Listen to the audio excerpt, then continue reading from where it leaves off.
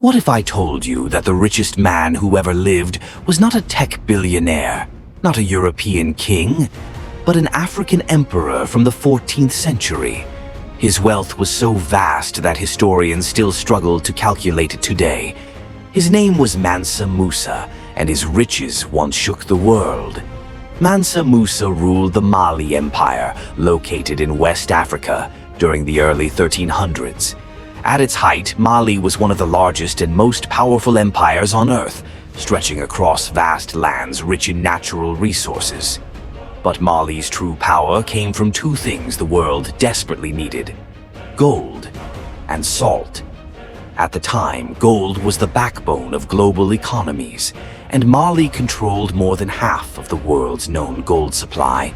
Salt, just as valuable, was essential for survival, food preservation, and trade. By controlling these resources, Mansa Musa controlled international trade routes that connected Africa to Europe, the Middle East, and Asia. This was not accidental wealth. It was economic dominance. Modern historians estimate that Mansa Musa's wealth would be worth over $400 billion today.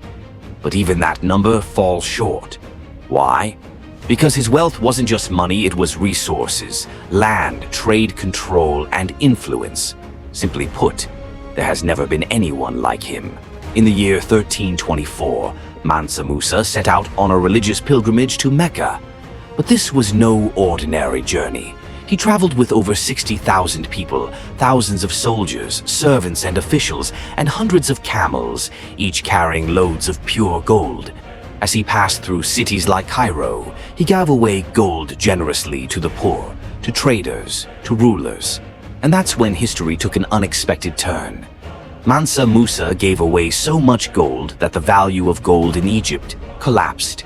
Prices rose, markets became unstable. The effects lasted for years. So much gold entered circulation that it permanently damaged local economies. To this day, Mansa Musa remains the only individual in history known to have crashed economies simply by being generous.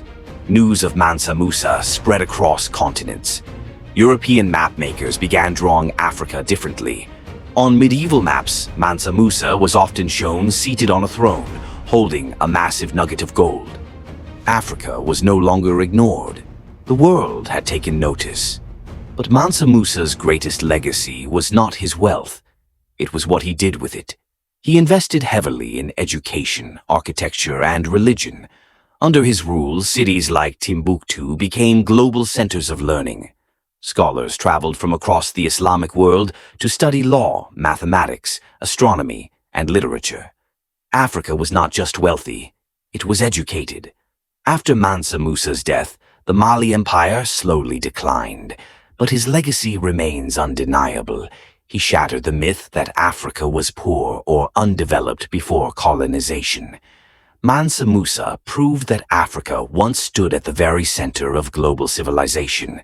Mansa Musa was not just the richest man who ever lived. He was a symbol of power, wisdom, and African greatness.